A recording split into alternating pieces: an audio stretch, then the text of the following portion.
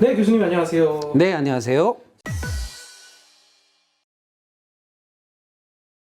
그 치매 환자를 뭐 경증 치매 같은 경우나 중증 치매도 마찬가지지만 음식을 바꿔서 해결되거나 또는 개선이 되는 사례는 무지하게 많습니다. 그렇지만 우리가 몸을 만드는 게 음식에 의해서 우리가 만들어지잖아요. 그런데 이제 과학적으로나 뭐 의학계에서는 두 가지 측면으로 보죠. 하나는 이제 우리 신경 전달 물질이 말라서 오는 증상으로 하는 뭐 파킨슨이라든지 혈관성 치매라고 해서 혈관이 막혀서 오는 치매가 있습니다. 근데 보통 이제 이게 두 가지 측면이 있는데요.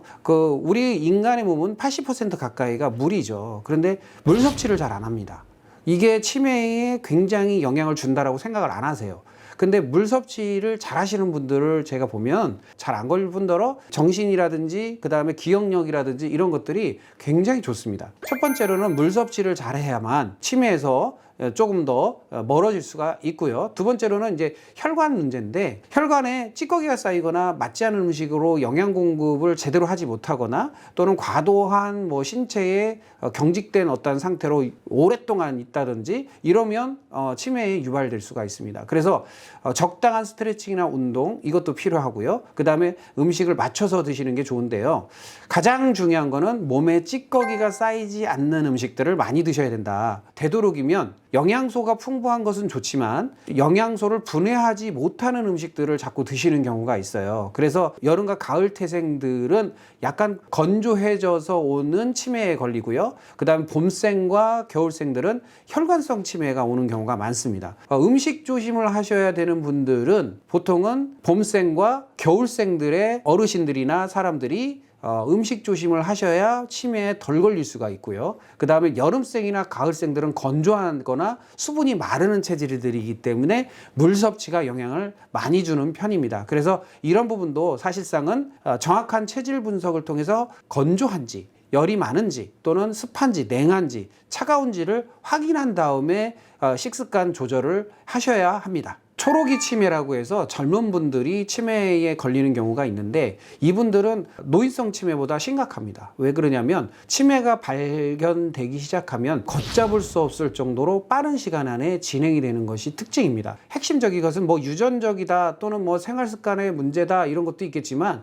가장 핵심은 음식의 문제입니다. 요즘 세대들 중에 젊은 세대 40, 50대 같은 경우에는 일에 파묻혀 사는 경우가 많고요. 옛날 같지 않게 음식이나 이런 것을 챙겨 먹는 게 아니라 뭐 간단히 때운다든지 부족한 식사, 부족한 영양소 섭취에 의해서 몸을 혹사하면서 살아가는 경우가 많습니다. 특히 초록이 치매의 대상자들을 보면 대부분 좀 사회적으로 성공하신 분들이 많고요. 한쪽 방향으로 업무를 굉장히 스트레스를 강도 높게 하신 분들이 많습니다. 뭐 대학 교수라든지 기업의 임원이라든지 사회적으로 성공하신 분들이 초록이 치매가 오시는데요. 어릴 적부터 스트레스 요인이 강하게 왔거나 강박에 시달리거나 뭔가를 하기 위해서 몰두했거나 이런 분들은 더더욱이나 어떻게 보면 머리를 쥐어짠다고 하죠. 스트레스 요인이 장기간 지속적으로 이루어질 경우에 릴렉스할 수 없는 긴장 상태를 풀어줄 수 없는 상태로 유지된다면 극도의 치매 유발을 할 수 있는 행위가 되는 것입니다. 그래서 따라서 여러분들이 가장 중요한 것은요, 쉼도 하나의 약입니다. 그래서 잘 먹고 잘 쉬고 잘 자고 잘 싸고 이런 것들이 아주 극히 기본적이지만 치매에 굉장히 도움이 되고요. 여러분들이 만약에 세상 일에 시달려서 잘 쉬지도 못하고 잘 먹지도 못하고 스트레스를 해결하지도 못한다면 더더욱 쉽게 노출되니까 조심하시기 바랍니다. 다음에도 더 재미있고 신나는 음식에 관련된 정보로 함께 하겠습니다. 감사합니다. 감사합니다.